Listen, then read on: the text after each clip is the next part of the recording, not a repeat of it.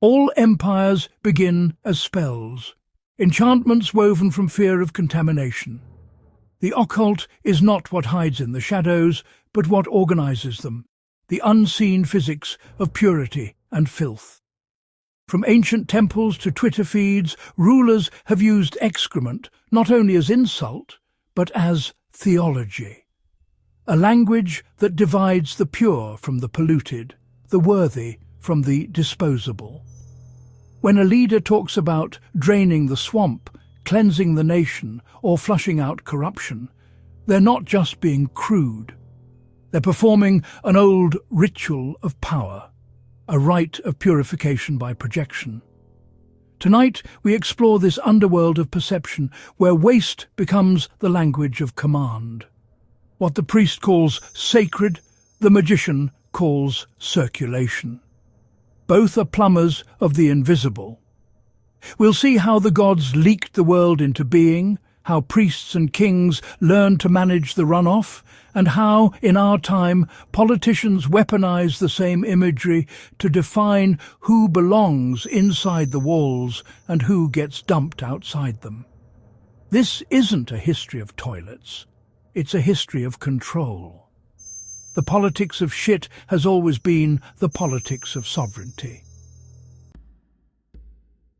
Before there were kings, there were leaks. The earliest myths don't imagine creation as speech or command, but as overflow. The body of a god distinguishing itself from chaos by expelling part of itself.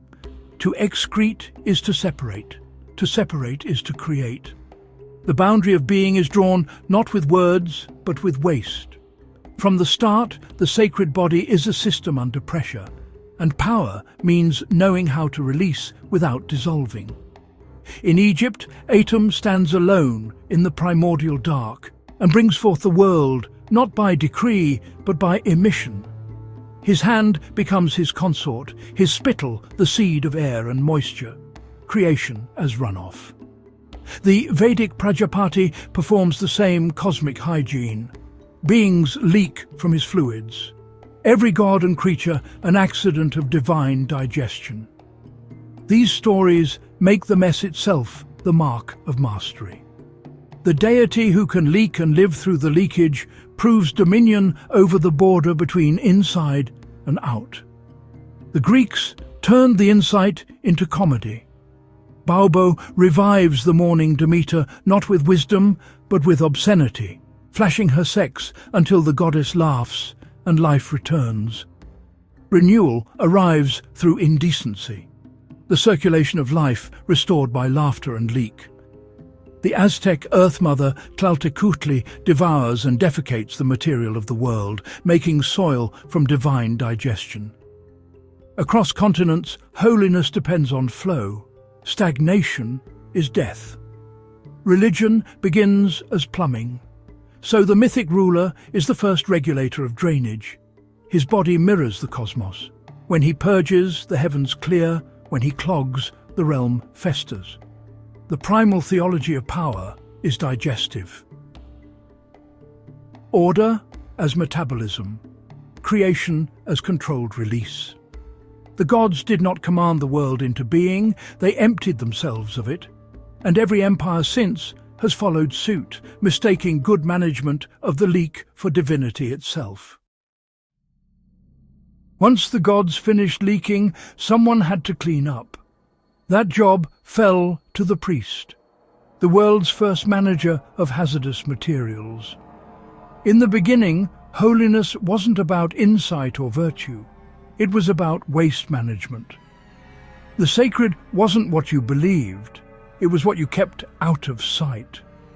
From temple drains to dietary laws, religion became an early sanitation department, a system of ritual plumbing designed to keep the divine pipes clear and the human ones supervised.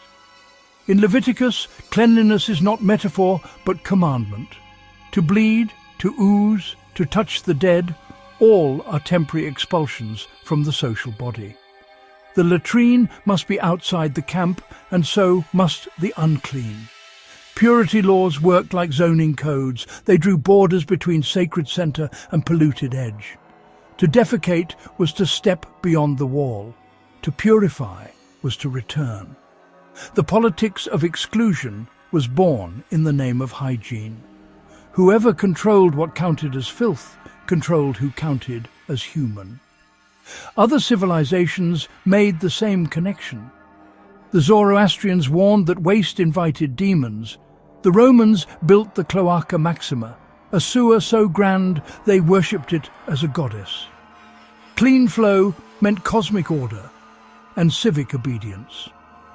When the drains ran, Rome stood. When they backed up, the augurs read disaster in the stench. The sewer wasn't infrastructure, it was ideology. Keeping it flowing was how the empire proved itself uncorrupted. Over time, the priest's mop became the ruler's scepter. Political power inherited the theology of purification. To govern was to purge, to separate clean from unclean, loyal from impure, citizen from contaminant. Every act of cleansing, moral, racial, bureaucratic, descends from this priestly instinct. The language never changed, only the scale. The toilet became the throne, and the flush the sign of authority. Every system that obsesses over purity eventually clogs. When order gets too clean, pressure builds, and somewhere the body politic has to blow. In the Middle Ages, that release came through carnival. The annual reminder that beneath the robes and incense, everyone still leaks. For one wild day, the church let the people turn the hierarchy upside down. Deacons brayed like donkeys, bishops wore pig snouts, and the altar filled with laughter. The Feast of Fools wasn't rebellion, it was maintenance, the sacred sewer getting a flush.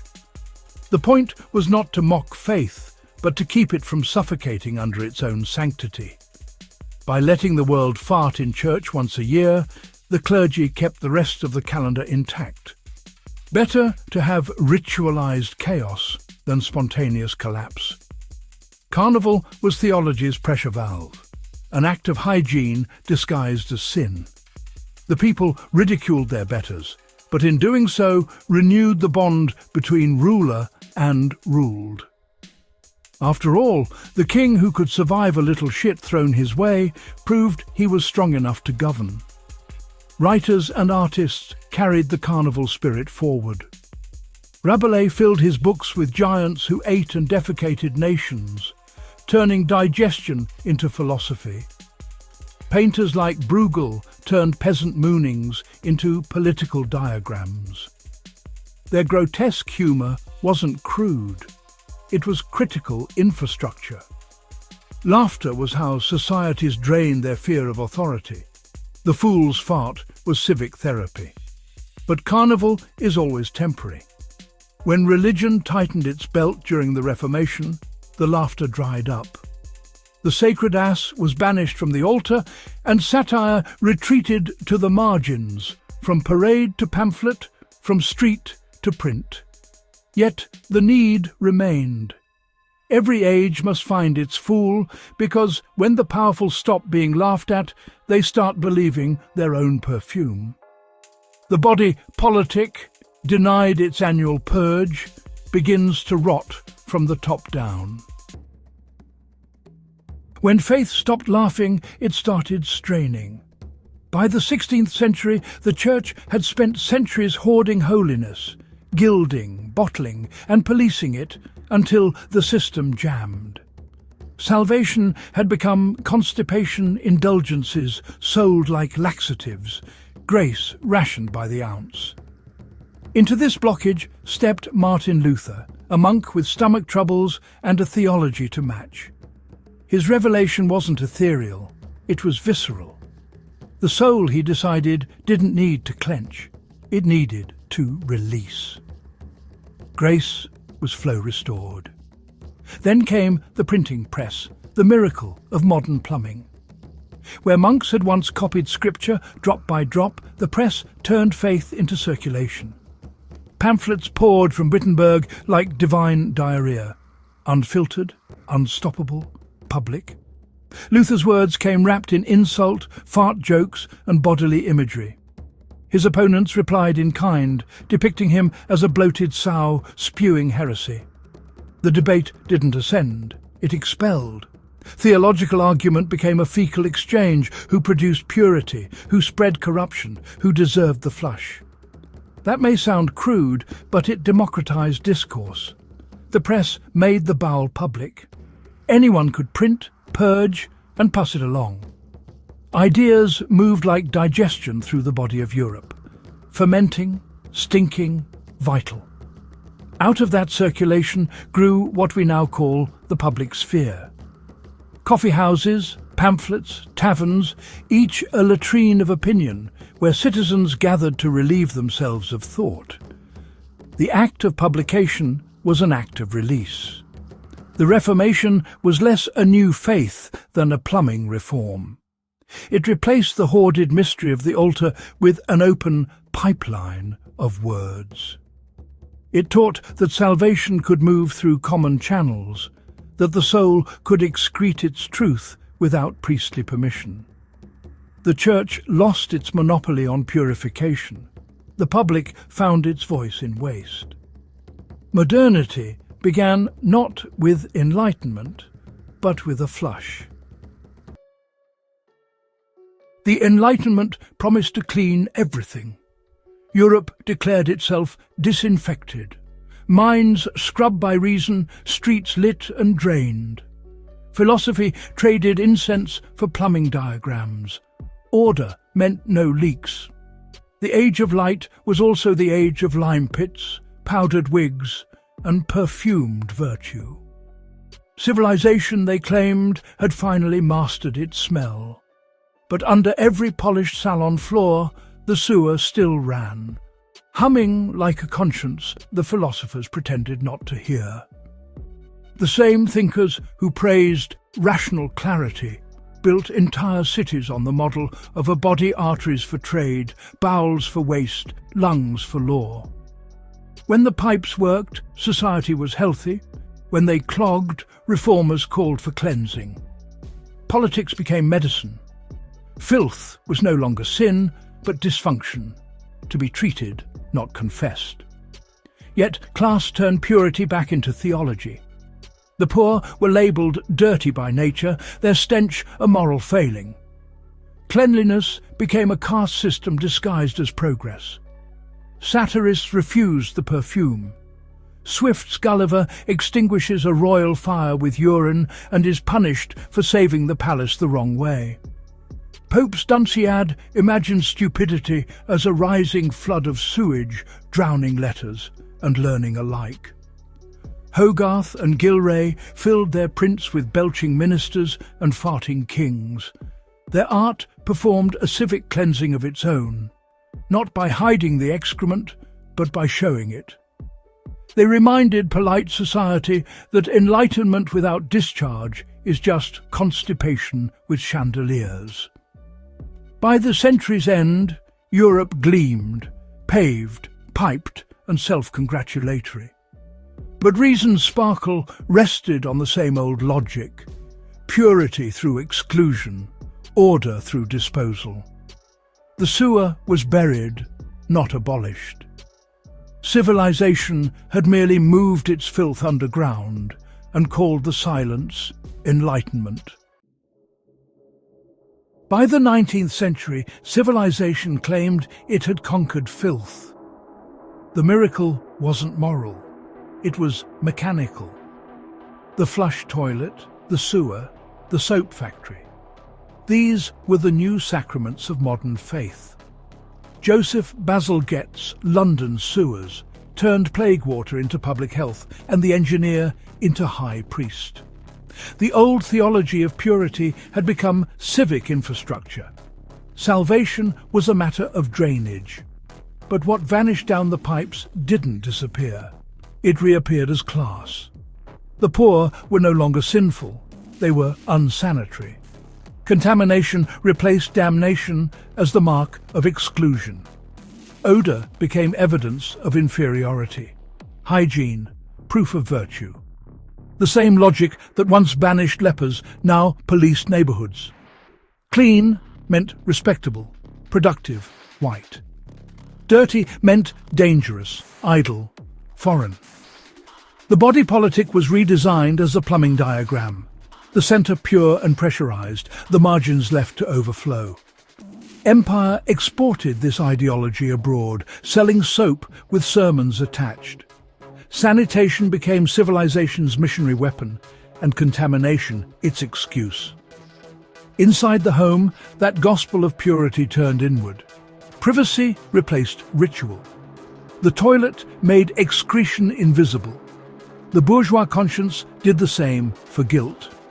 Respectability depended on what you could hide: your waste, your workers, your appetites. Freud would later diagnose neurosis as a kind of psychic constipation, the cost of repressing everything the city no longer wanted to see. The porcelain sheen of modernity was less about health than denial. Yet the symbol was perfect. Porcelain gleamed like theology, white, flawless, and cold. It transformed waste into a private sacrament of disappearance.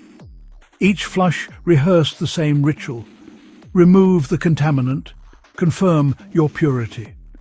The Victorians thought they'd buried the old religious obsession with filth, but they'd simply given it plumbing. The politics of contamination still governed who got to stay clean and who was left circling the drain. By the early 20th century, the world above ground gleamed, but beneath the tile and etiquette, something was fermenting. The pipes of progress hummed with denial. Civilization had perfected concealment, yet what it flushed away began to surface in new forms. Neuroses, art movements, revolutions. Modernism was not born from cleanliness. It was the return of the repressed. What the Victorians buried, Freud and the avant-garde dug up. Contamination had become consciousness. Freud gave it language. Beneath the drawing room, he found a basement full of desire, shame, and stink. The mind, he said, was a sewer system. Repression the plumbing, dreams the overflow. The analyst replaced the priest, no longer absolving sin, but listening for leaks. When the unconscious spoke, it did so in the idiom of waste, slips, spills, emissions. Civilization, he warned, runs on the same logic as its toilets push down too much, and the pressure returns somewhere else. Artists turned that pressure into method. Joyce's Leopold Bloom defecates and thinks of love, the sacred and the scatological in a single breath. Duchamp signs a urinal fountain and calls it art, dragging the hidden object of hygiene into the gallery's glare. Manzoni cans his own feces and sells it, collapsing purity and commodity in one stroke. For them, contamination was no longer degradation. It was revelation. Waste proved that the body still existed under the empire of Polish. The sewer spoke, and modernism listened. The same century that built sewers under cities also built them under politics. Nations cleansed, borders sterilized, races sorted, all in the name of purity. Modernism's artists answered with filth, insisting that what society calls contamination is simply what it refuses to face. They made the leak sublime. The body's waste became proof of shared humanity, and the sewer, the last honest archive of civilization. The Enlightenment had buried the muck. Modernism read it as scripture. The language of waste has always been a manual for power. It teaches how to turn disgust into unity, impurity into identity, and overflow into authority. Most politicians learn to avoid that grammar. A few learn to wield it. Trump was one of the latter. He didn't stumble into the rhetoric of filth by accident.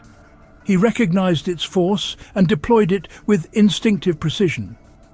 The sewer, for him, wasn't metaphor. It was method. His rise began with the oldest gesture in that lineage, creation by emission. Every speech, every tweet, every insult performed the mythic act of the self-generating God. Power manifested as overflow. Where others polished, he leaked. The very lack of filtration became proof of vitality. His words poured out unprocessed, and in a culture sick of sanitation, that mess felt like medicine. Audiences responded as worshippers to the leak, authentic, real, uncensored. The performance of excess was the theology of truth. But he didn't stop at emanation. He mastered the priest's ritual of purification. Drain the swamp wasn't just a slogan, it was liturgy. Corruption was recast as contamination, and the cure was not reform, but cleansing. Enemies were named in excretory terms: crooked, infested, shithole. He invited the crowd to join the purge, to chant away impurity. The politics of sanitation became the politics of belonging. To be clean was to be loyal. To be dirty was to be disposable. This was carnival theology in practice. The rallies revived the medieval feast of fools, a space where obscenity could reaffirm order. Vulgarity didn't damage him. It confirmed his sacred role as the fool king who says what others dare not. His mockery, like Rabelais' Giants or the peasant farces of Bruegel, served the same social function, a temporary inversion that kept the faithful from exploding. Each jeer and joke was a pressure valve. Laughter was not rebellion, it was maintenance. When he took to social media, he updated Luther's press for the algorithmic age. Each post was a pamphlet, each day a new purge. The content hardly mattered. What mattered was flow. Outrage had to circulate. The media, unable to resist the current, amplified it, becoming part of the plumbing. Where the Reformation's pamphlets flooded Europe with grace and bile in equal measure, Trump's feed flooded the digital commons with grievance and release. The form was 5 centuries old. The speed was new. He also learned from Enlightenment contradiction, the alchemy of filth and gold. His aesthetic married opulence and obscenity, the marble lobby and the locker room, the golden toilet and the talk of shitholes. The point was not irony, but dominance. By flaunting both extremes at once, he embodied the entire hierarchy of disgust. The man too rich to be sullied, too vulgar to be shamed. The bourgeois fantasy of deodorized power returned as parody. Decorum was for the weak. Only the strong could afford to stink. Television made the ritual seamless. The reality show stage turned purification into entertainment, a perfectly edited flush at the end of each episode.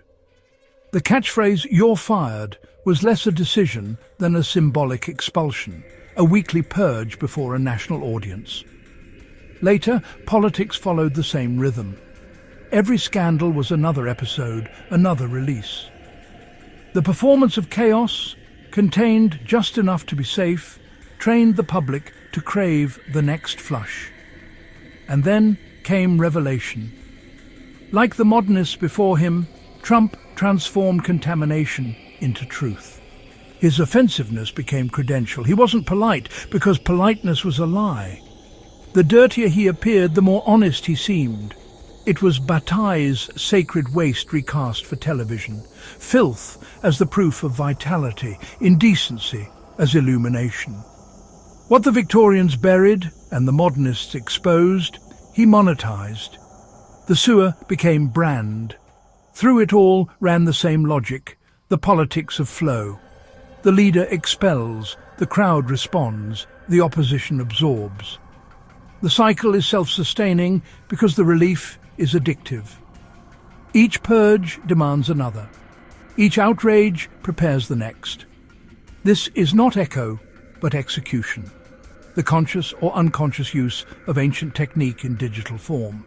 The divine leak, the priestly purge, the carnival laugh, the pamphlet flood, the porcelain concealment, the modernist revelation, all flow together in one sustained act of governance by discharge. Trump didn't revive these patterns by chance. He recognized that beneath every civilization lies plumbing, and that whoever controls the valve controls belief. His ascent was not a departure from history, but its continuation. The latest, loudest chapter in the theology of waste. In him, the sewer finally speaks its own name. When the image appeared, a golden-crowned figure in a fighter jet releasing brown torrents over a crowd labelled "No Kings," it seemed at first too grotesque to be political. But it was. The meme wasn't parody or provocation. It was doctrine rendered in pixels. It compressed 5 millennia of symbolic plumbing into a single looping clip. The leak, the purge, the carnival, the pamphlet, the porcelain, the sewer, all returned in one composite gesture of rule through excretion. In that absurd AI tableau, the entire theology of wastecraft found its final form. The ruler aloft, excreting from above, performs the creation myth of Atom and the purification ritual of Leviticus in the same frame. Overflow equals power. Discharge equals cleansing. The sky itself becomes latrine and altar. To drop waste is to define what lies below as refuse, a cosmic hierarchy expressed through bodily metaphor. The image invites laughter, but its structure is priestly sovereignty by separation. The ruler is clean precisely because he can make others dirty. It is also carnival, but inverted. Once the fool mocked the king to release pressure. Now the king mocks the people to maintain it. The medieval feast of fools was a safety valve. This is a closed circuit.